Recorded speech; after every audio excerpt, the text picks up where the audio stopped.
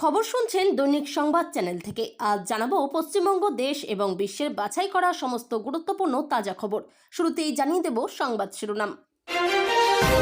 এসআইআরে বাদ যেতে পারে 1,20,00,000 মানুষের নাম। ভবানীপুরের সভা থেকে আশঙ্কা প্রকাশ মুখ্যমন্ত্রী মমতার।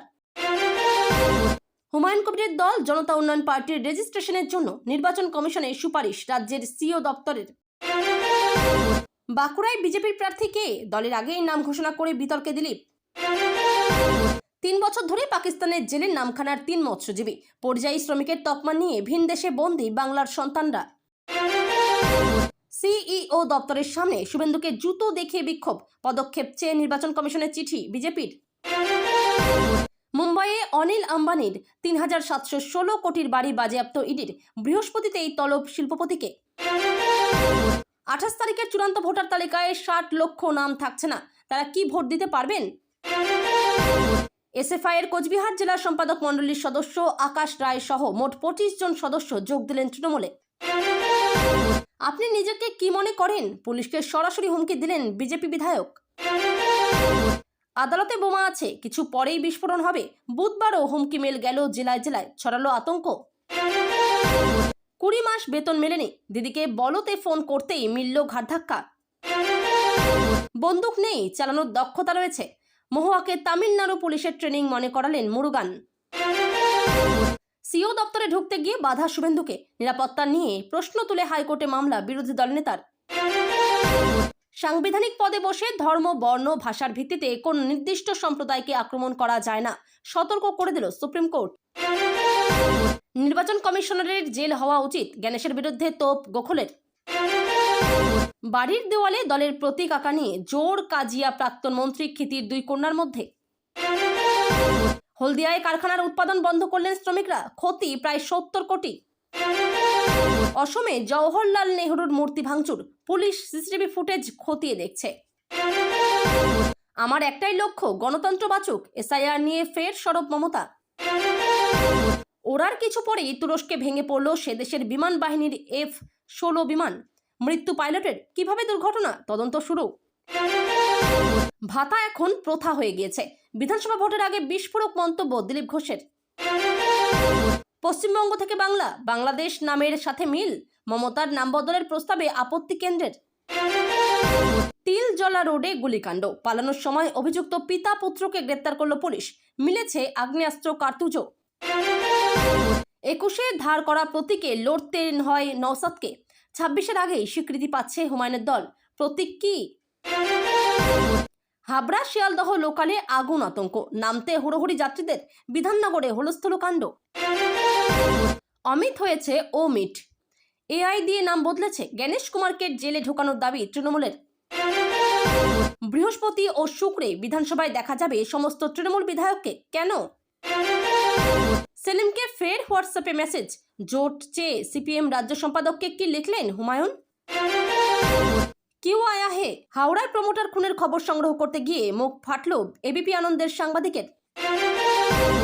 উত্তপ্ত পিলখানা, চলছে অবরোধ। অভিযুক্তের বাড়ির আসবাবপত্রে আগুন, পুলিশের লাঠিচার্জ। তৃণমূল মুখ্যমন্ত্রীর দৌলতে বাংলায় সন্ত্রাস বাড়ছে, বাইরে থেকে ফৌজ এলেও বন্ধ হবে না, অধীর চৌধুরী। মাদ্রাসা কি সন্ত্রাসের আতুরঘর? নীতেশ রানের বিস্ফোরক মন্তব্যে তোলপাড়, নজরদারির প্রস্তাব মুসলিম বিধায়কের। বাগনানে শিশু চুরি সন্দেহে মহিলাকে গণপিটুনি, উদ্ধার করল পুলিশ। 2 রুশ মহিলার সঙ্গে শারীরিক সম্পর্ক স্বীকার করে নিলেন বিল গেটস। কারা তারা? জেনে চমকে উঠল গোটা বিশ্ব। মমতার যুবসাথীকে টেক্কা দিতে বিজেপির নতুন ভাতা 25,000। কারা পাবেন জানুন।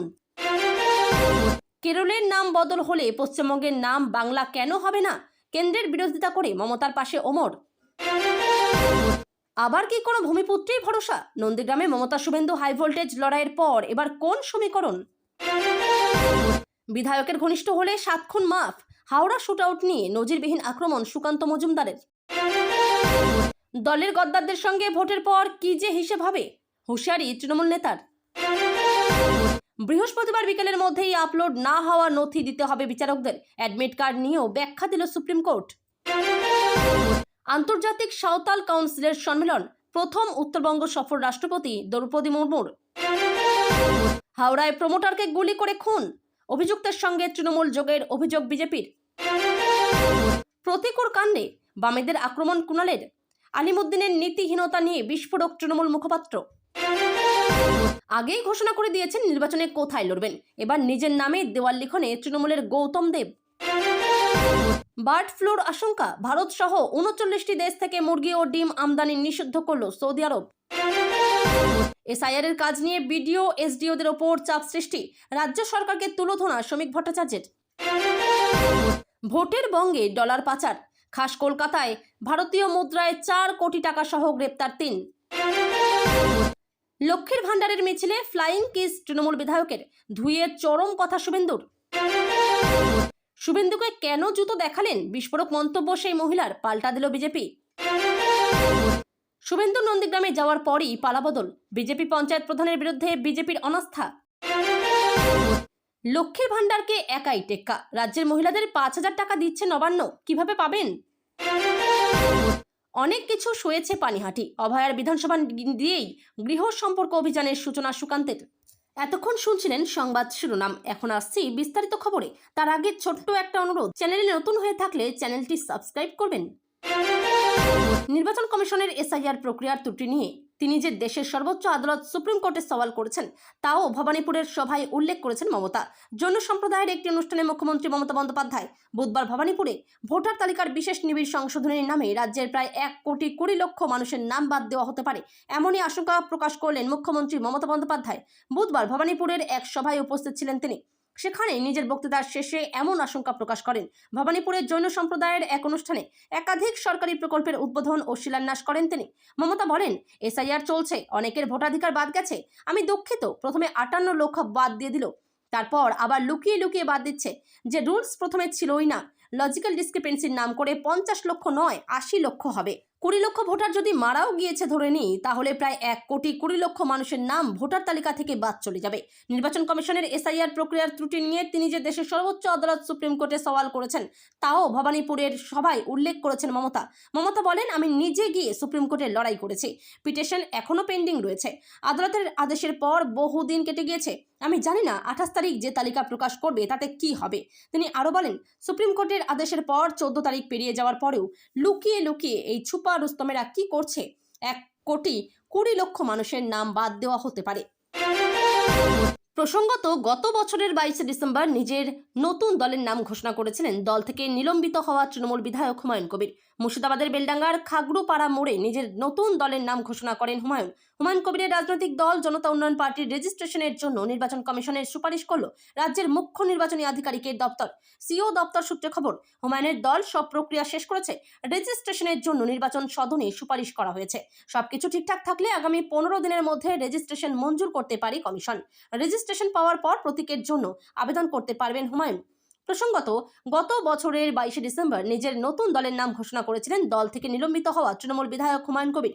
মুর্শিদাবাদের বেলডাঙ্গার খাগড়ুপাড়া মোড়ে নিজের নতুন দলের নাম ঘোষণা করেন হুমায়ুন, প্রকাশ করেন দলের ইস্তেহারও। হুমায়ুন জানান, বিধানসভা নির্বাচনে রেজিনগর এবং বেলডাঙ্গা 2 কেন্দ্র থেকে লড়াই করবেন তিনি।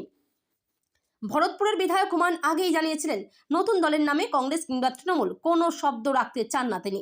তার কারণ ব্যাখ্যা করে হুমায়ুন বলেছিলেন, মুর্শিদাবাদের মানুষ কংগ্রেসকে সম্পূর্ণ বর্জন করেছে, তৃণমূলকে ছুঁড়ে ফেলার অপেক্ষায় রয়েছে। একই সঙ্গে তিনি বলেছিলেন, দলের নামের সঙ্গে সাধারণ মানুষ সহজেই একাত্ম হতে পারবেন। বাংলার আম জনতার পার্টি হবে আমার দল, আম জনতার উন্নয়নের কথা ভাববে।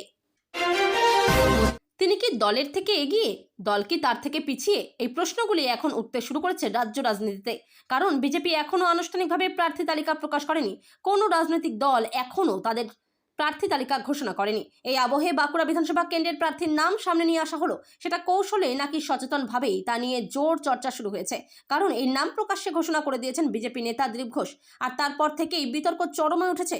দলের আগেই দিলীপ কি করে নাম ঘোষণা করলেন, উঠছে প্রশ্ন। এদিকে বিতর্ক কিছুতেই পিছু ছাড়ছে না দিলীপ ঘোষের। আগেও নানা কর্মকাণ্ডে বিতর্কের মধ্যে জড়িয়েছিলেন তিনি। তার জেরে দলের সঙ্গে তার দূরত্ব তৈরি হয়েছিল। এমনকি পরিস্থিতি এমন হয় যে রাজ্য রাজনীতিতে অপ্রাসঙ্গিক হয়ে পড়েন দিলীপ। এবার বিজেপির রাজ্য সভাপতি হয়েছেন শ্রমিক ভট্টাচার্য। তারপর থেকে আদি নেতারা জায়গা পেতে শুরু করেন, আর এই জায়গা পেয়েই আবার বিতর্কের কেন্দ্রে বঙ্গ বিজেপির দাপুটে নেতা দিলীপ ঘোষ। এবার দলের আগেই বাঁকুড়ার বিজেপি প্রার্থী ঘোষণা করে দিয়ে বিতর্কে জড়ালেন দিলীপ। আসন্ন বিধানসভা নির্বাচনের দিনক্ষণ ঘোষণা এখনো হয়নি, তার মধ্যেই এই নাম ভাসিয়ে দিয়ে নিজেকে দলের আগে রাখলেন দিলীপ।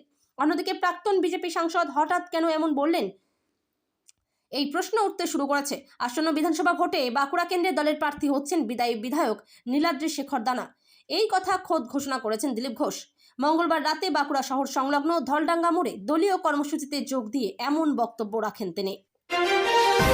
পেটের তাগিদে গুজরাটে মাছ ধরতে গিয়ে আন্তর্জাতিক জলসীমা অতিক্রম করার মাসুল গুনছেন দক্ষিণ 24 পরগনার নামখানার 3 মৎস্যজীবী তপন মহাপাত্র, কাশীনাথ মণ্ডল ও দিলীপ বাগ।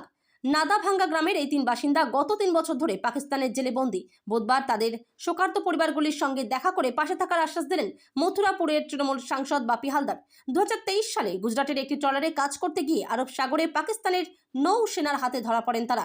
পরিবারের দাবি, 2024 সালের পর আর তাদের কোনো চিঠি আসেনি। ওই 3 মৎস্যজীবী পরিবারের একমাত্র উপার্জনকারী সদস্য ছিলেন, ফলে বর্তমানে সংসার চালানো থেকে সন্তানদের পড়াশোনা সবই থমকে গিয়েছে। তপন মহাপাত্রের স্ত্রী মমতা মহাপাত্রের কাতর আর্জি, আর্থিক সাহায্য চাই না, শুধু আমার স্বামীকে ফিরিয়ে দিন। সিইও দপ্তরে ঢোকার সময় বিক্ষোভের মুখে শুভেন্দু অধিকারী। রাজ্যের বিরোধী দলনেতা শুভেন্দু অধিকারীকে হেনস্থার অভিযোগে এবার নির্বাচন কমিশনের চিঠি দিল বিজেপি। রাজ্য বিজেপির পক্ষ থেকে চিঠি পাঠিয়েছেন শিশির বাজুরিয়া। কেন এই ঘটনা হলো, এরপর কি পদক্ষেপ, অভিযুক্তদের বিরুদ্ধে দ্রুত ব্যবস্থা নেওয়ার দাবি জানিয়েছে বিজেপি। মঙ্গলবার 24শে ফেব্রুয়ারি সিইও দপ্তরের সামনে চাঞ্চল্যকর পরিস্থিতি তৈরি হয়। সেখানে তৃণমূলপন্থী বিএলও সংগঠন বিক্ষোভ দেখায়। সিইও দপ্তরে ঢোকার আগেই বিক্ষোভের মুখে পড়েন বিরোধী দলনেতা শুভেন্দু অধিকারী। সেই ঘটনার প্রেক্ষিতেই এবার নির্বাচন কমিশনের চিঠি দিল রাজ্য বিজেপি। বিরোধী দলনেতাকে হেনস্থার অভিযোগে মুখ্য নির্বাচনী আধিকারিককে চিঠি দিয়েছে বিজেপি। অভিযুক্তদের বিরুদ্ধে দ্রুত ব্যবস্থা নেওয়ার দাবি জানানো হয়েছে তাদের তরফে। রাজ্য বিজেপির পক্ষ থেকে এই চিঠি পাঠিয়েছেন শিশির বাজুরিয়া। মঙ্গলবার সিইও দপ্তরে সামনে বিক্ষোভের সম্মুখীন হন শুভেন্দু অধিকারী। সিইও দপ্তরে প্রবেশ করার সময় বিরোধী দলনেতাকে জুতো দেখানো হয়। এখানেই শেষ নয়, সঙ্গে চোর চোর স্লোগান দেওয়া হয়। আজ সেই ঘটনার প্রতিবাদে কলকাতা হাইকোর্টে গেলেন বিরোধী দলনেতা শুভেন্দু অধিকারী। অভিযোগ, কোনো ব্যবস্থা নেয়নি পুলিশ। এই প্রসঙ্গে কলকাতা হাইকোর্টের প্রধান বিচারপতির দৃষ্টি আকর্ষণ করেন শুভেন্দু অধিকারীর আইনজীবী। প্রায় 40,000 কোটি টাকার ব্যাংক প্রতারণায় অভিযুক্ত অনিল আম্বানি। সেই মামলার তদন্তে এবার মুম্বাইয়ের শিল্পপতির 3,716 কোটি টাকা বাড়ি বাজেয়াপ্ত করল ইডি। একটি সূত্রকে উদ্ধৃত করে এমনটাই জানিয়েছে সংবাদ মাধ্যম এনডিটিভি। তাদের প্রতিবেদনে দাবি, বৃহস্পতিবার অনিলকে তলব করেছে কেন্দ্রীয় তদন্তকারী সংস্থা। ইডি সূত্রের খবর, অনিলের রিলায়েন্স গোষ্ঠীর বিরুদ্ধে ইতিমধ্যে 3টি ইসিআইআর দায়ের করেছে ইডি। বাজেয়াপ্ত করা হয়েছে প্রায় 12,000 কোটি টাকার সম্পত্তি। এবার অনিলের প্রাসাদও বাজেয়াপ্ত করা হলো। মুম্বাইয়ের পালি হিলে অনিলের 17 তলার ওই বাসভবনটির নাম অ্যাবোর্ড। অ্যাবোর্ডের অর্থ এমন একটি জায়গা যেখানে বসবাস করা হয়। অনিলের ওই বহুতলটির উচ্চতা প্রায় 66 মিটার। অ্যাবোর্ডকে ভারতের অন্যতম বিলাসবহুল বাড়ি বলে গণ্য করা হয়। অ্যাবোর্ড 16,000 বর্গফুট এলাকা জুড়ে তৈরি। বাড়ির মধ্যে রয়েছে একটি হেলিপ্যাড, রয়েছে একাধিক সুইমিং পুল এবং জিম। প্রসঙ্গত, বিভিন্ন ব্যাংক থেকে নেওয়া ঋণের টাকা অন্যত্র সরানোর অভিযোগ উঠেছে রিলায়েন্স এডিএজি গোষ্ঠীর বিভিন্ন সংস্থা এবং তার কর্ণধার অনিলের বিরুদ্ধে। এজন্য তাকে জিজ্ঞাসাবাদও করেছে তদন্তকারী সংস্থাগুলি। সেই মামলায় নতুন করে অনিল ও তার গোষ্ঠীকে গত মাসে নোটিশ পাঠিয়েছিল সুপ্রিম কোর্ট। এটাই শেষ সুযোগ বলেও স্পষ্ট করে শীর্ষ আদালত জানিয়ে দিয়েছিল। পাশাপাশি এই অভিযোগের তদন্ত কোন জায়গায় দাঁড়িয়ে 10 দিনের মধ্যে সিবিআই ইডিকে সেই তথ্য জানাতেও নির্দেশ দেওয়া হয়েছিল। কেন্দ্রের 2 তদন্তকারী সংস্থার জবাব শুনে উষ্মা প্রকাশ করে বেঞ্চ বলেছিল, তদন্তে কেন দেরি হচ্ছে, এমন বিলম্বের কোনো যুক্তিগ্রাহ্য ব্যাখ্যা নেই। বিধানসভা নির্বাচনের প্রাক্কালে রাজ্যে ভোটার তালিকা ঘিরে বিভ্রান্তি কাটার বদলে আরও ঘনীভূত হচ্ছে। সুপ্রিম কোর্ট নির্দেশ দিয়েছিল এসআইআর প্রক্রিয়া শেষে 28শে ফেব্রুয়ারি চূড়ান্ত ভোটার তালিকা প্রকাশ করতে হবে। পরে প্রয়োজন হলে অতিরিক্ত তালিকা আনা যেতে পারে। কিন্তু নির্বাচন কমিশনের ব্যাখ্যায় স্পষ্ট, অতিরিক্ত তালিকা ভোটের আগেই প্রকাশ করতে হবে এমন বাধ্যবাধকতা নেই। ফলে প্রায় 60 লক্ষ অভিযোগ অমীমাংসিত নামের ভোটাধিকার নিয়ে সংশয় তৈরি হয়েছে। কমিশন সূত্রে খবর, 28 ফেব্রুয়ারির তালিকায় এই 60 লক্ষ নাম থাকছে না। তথ্য বলছে 1,20,00,000 তথাকথিত লজিক্যাল ডিসক্রিপেন্সি এবং 32 লক্ষ আনম্যাপড নাম মিলিয়ে বিপুল জট তৈরি হয়েছে। এর মধ্যে প্রায় 60 লক্ষ নাম কলকাতা হাইকোর্ট গঠিত কমিটির মাধ্যমে খতিয়ে দেখা হচ্ছে। সুপ্রিম কোর্টের নির্দেশে নিযুক্ত জুডিশিয়াল অফিসাররা নথি যাচাই করছেন বটে, কিন্তু সূত্রের দাবি যে নামগুলি তারা অনুমোদন করছেন সেগুলি মূল চূড়ান্ত তালিকার জন্য নয়, সম্ভাব্য অতিরিক্ত তালিকার জন্য বিবেচিত হচ্ছে। অর্থাৎ কোনো নাম সঠিক বলে বিবেচিত হলেও তা কবে প্রকাশিত হবে তা অনিশ্চিত। সিও দপ্তর সূত্রে জানা গিয়েছে, মনোনয়ন দাখিলের শেষ দিন পর্যন্ত যাদের নাম বৈধ তালিকায় থাকবে তারাই ভোট দিতে পারবেন। প্রশ্ন উঠছে, সেই সময়সীমার মধ্যে অতিরিক্ত তালিকা আদৌ প্রকাশ করা সম্ভব কিনা। এসএফআই এর কোচবিহার জেলা সম্পাদক মণ্ডলীর সদস্য আকাশ রায় সহ মোট 25 জন সদস্য যোগ দিলেন তৃণমূলে। হলদিবাড়ি ব্লক তৃণমূল কংগ্রেস কার্যালয়ে একটি যোগদান সভার আয়োজন করা হয়। ওই সভায় স্টুডেন্টস ফেডারেশন অফ ইন্ডিয়ার কোচবিহার জেলা সম্পাদক মণ্ডলীর সদস্য তথা হলদিবাড়ি লোকাল কমিটির সম্পাদক আকাশ রায় সহ মোট 25 জন সদস্য অল ইন্ডিয়া তৃণমূল কংগ্রেসে যোগদান করেন। তাদের হাতে দলীয় পতাকা তুলে দেন মেখলিগঞ্জ বিধানসভার বিধায়ক পরেশচন্দ্র অধিকারী। যোগদান সভায় উপস্থিত ছিলেন কোচবিহার জেলা তৃণমূল ছাত্র পরিষদের সভাপতি অনির্বাণ সরকার, হলদিবাড়ি ব্লক তৃণমূল কংগ্রেসের সভাপতি মানস রায় বসুনিয়া, হলদিবাড়ি শহর তৃণমূল কংগ্রেসের সভাপতি প্রদীপ সিনহা, হলদিবাড়ি ব্লক তৃণমূল ছাত্র পরিষদের সভাপতি শাহানুর হোসেন, হলদিবাড়ি পৌরসভার চেয়ারম্যান সৌরভ রায়, ভাইস চেয়ারম্যান অমিতাভ বিশ্বাস সহ তৃণমূল ছাত্র পরিষদের অন্যান্য নেতৃত্ব। এই যোগদানের ঘটনাকে ঘিরে হলদিবাড়ি মহলে রাজনৈতিক চর্চা শুরু হয়েছে, যদিও এ বিষয়ে বাম শিবিরের তরফে এখনও আনুষ্ঠানিক প্রতিক্রিয়া পাওয়া যায়নি। একদা সিপিএম করতেন, এখন কালের গতিতে যোগ দিয়েছেন তিনি। বিধায়কও হয়েছেন, কিন্তু সেই দাপট হুমকি দেখানো একটুও কমেনি। তাই তো এবার সরাসরি প্রকাশ্য রাস্তায় দাঁড়িয়ে পুলিশকে হুমকি দিয়ে বসলেন বিজেপি বিধায়ক। হ্যাঁ, তিনি শঙ্কর ঘোষ। শহরের রেস্তোরাঁ, খাবারের হোটেলে নানা অনিয়ম ও অস্বাস্থ্যকর পরিবেশের বিষয়ে স্বাস্থ্য সুরক্ষা বিভাগের অফিসারের সঙ্গে দেখা করতে গিয়ে পুলিশের সঙ্গে বচসায় জড়ালেন শিলিগুড়ির বিজেপি বিধায়ক শঙ্কর ঘোষ। প্রকাশ্য দিবালোকে পুলিশকে হুমকি দেন বলে অভিযোগ, যা নিয়ে এখন সরগরম রাজ্য রাজনীতি। এদিকে আজ শিলিগুড়ি পুর নিগম এলাকার নানা খাবারের দোকান, হোটেল থেকে রেস্তোরাঁয় অভিযান চালায় তৈরি হওয়া বিশেষ টাস্ক ফোর্স এই কাজ করছে। গত শনিবার শিলিগুড়ির দেশবন্ধু পাড়ায় খাদ্য দপ্তরের অভিযানে এক রেস্তোরাঁর ফ্রিজ থেকে উদ্ধার হয় দীর্ঘদিন ধরে রাখা মাংস ও বাসি রান্না করা খাবার। তৎক্ষণাৎ পদক্ষেপও করা হয় প্রশাসনের পক্ষ থেকে। সংশ্লিষ্ট দোকান মালিককে জরিমানা করার পাশাপাশি কড়া সতর্কবার্তাও দেওয়া হয়েছে। এই ঘটনার পর শিলিগুড়ির বিজেপি বিধায়ক শঙ্কর ঘোষ আজ বুধবার সরাসরি খাদ্য সুরক্ষা দপ্তরে গিয়ে কর্তাদের সঙ্গে দেখা করেন। শহর জুড়ে নিয়মিত ও কড়া অভিযান চালানোর দাবি জানান বিধায়ক। ভবিষ্যতে এমন অনিয়ম বন্ধ না হলে বৃহত্তর আন্দোলনের পথে হাঁটারও হুঁশিয়ারিও দেন বিধায়ক। অন্যদিকে খাদ্য সুরক্ষা বিভাগে দেখা করতে গেলে অফিসের সামনে পুলিশের নিরাপত্তা দেখে ক্ষোভ প্রকাশ করেন বিজেপি বিধায়ক শঙ্কর ঘোষ। আর তখনই পুলিশকে হুমকি দিয়ে শঙ্কর ঘোষ বলেন, যেখানে পুলিশের দরকার সেখানে পুলিশকে পাওয়া যায় না। শহরে একাধিক অসামাজিক কার্যকলাপ বাড়ছে আর পুলিশ ঘুমায়। মনে রাখবেন, একদিন সরকার চালাবো আমি। আপনি নিজেকে কি মনে করেন? আর তার এই বক্তব্যের পরই সমালোচনার ঝড় উঠতে শুরু করেছে রাজ্যে।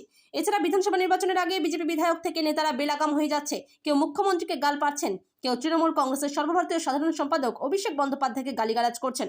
আর বিজেপি বিধায়কের এই মন্তব্যের কড়া সমালোচনা করেছে তৃণমূল কংগ্রেস। বুধবার সকালে প্রথমে বোমাতঙ্ক ছড়ায় আসানসোল জেলা ও দায়রা আদালতে। শুধু আসানসোল নয়, বীরভূমের সিউড়ি জেলা আদালতেও একই ছবি দেখা যায়। একদিনের ব্যবধানে আবার বোমাতঙ্ক ছড়ালো রাজ্যের বিভিন্ন আদালতে। সেই একই উপায়ে মেল পাঠিয়ে আদালতে বিস্ফোরণের হুমকি দেওয়া হয়। মঙ্গলবারের পর বুধবারও একই ঘটনার সাক্ষী থাকলো পশ্চিমবঙ্গ। বুধবারও মেলগুলি পাঠানো হয় বিভিন্ন জেলা আদালতের বিচারকদের কাছে। বুধবার সকালে প্রথমে বোমাতঙ্ক ছড়ায় আসানসোল জেলা ও দায়রা আদালতে। পশ্চিম বর্ধমানের জেলা বিচারকের কাছে হুমকি মেলটি আসে। সূত্রের খবর, সেই মেলে লেখা ছিল, আদালতে বোমা রাখা আছে, কিছুক্ষণ পরেই বিস্ফোরণ হবে। খবর পেয়ে ঘটনাস্থলে পৌঁছান আসানসোল দুর্গাপুর পুলিশের ডেপুটি কমিশনার ধ্রুব দাস। শুধু আসানসোল নয়, বীরভূমের সিউড়ি জেলা আদালতেও একই ছবি দেখা যায়। আদালত সূত্রে জানা গিয়েছে, জেলা বিচারকের কাছে ওই হুমকি বার্তাটি পাঠানো হয়েছিল বেলা 12টা থেকে। ওই বিচারকের এজলাসের শুনানি হওয়ার কথা ছিল, কিন্তু ওই মেল পাওয়ার পরেই আদালত চত্বরে আতঙ্ক ছড়ায়। ফাঁকা করে দেওয়া হয় এজলাস। খবর দেওয়া হয় পুলিশ এবং বম্ব স্কোয়াডে। ঘটনাস্থলে যায় ডিএসপি কুণাল চক্রবর্তীর নেতৃত্বে একটি দল। কিন্তু দুপুর 1:30টা পর্যন্ত তল্লাশি চালিয়ে আসানসোল এবং সিউড়ি জেলা আদালতে সন্দেহজনক কোনো বস্তু পাওয়া যায়নি। পশ্চিমবঙ্গ ছাড়াও পড়শি রাজ্য ঝাড়খণ্ডের ধানবাদ জেলা আদালতে বোমাতঙ্ক ছড়ায় বুধবার সকালে। হুমকি মেল পাঠিয়ে দাবি করা হয় আদালত চত্বরে আরডিএক্স রাখা আছে। মেল পাওয়ার পরেই আদালত চত্বর খালি করে দেওয়া হয়। তল্লাশি শুরু করে পুলিশ এবং বোম স্কোয়াড। মঙ্গলবারও পশ্চিম বর্ধমান জেলা ও দায়রা আদালতে বোমা হামলার হুমকি মেল এসেছিল। কলকাতার নগর ও দায়রা আদালতেও হুমকি মেল পাঠানো হয়েছিল। একইভাবে হুমকি মেল ঘিরে আতঙ্ক ছড়ায় হুগলির চুঁচুড়া আদালতে। তবে দিনভর তল্লাশি চালিয়েও কোথাও সন্দেহজনক কোনো জিনিস পায়নি পুলিশ।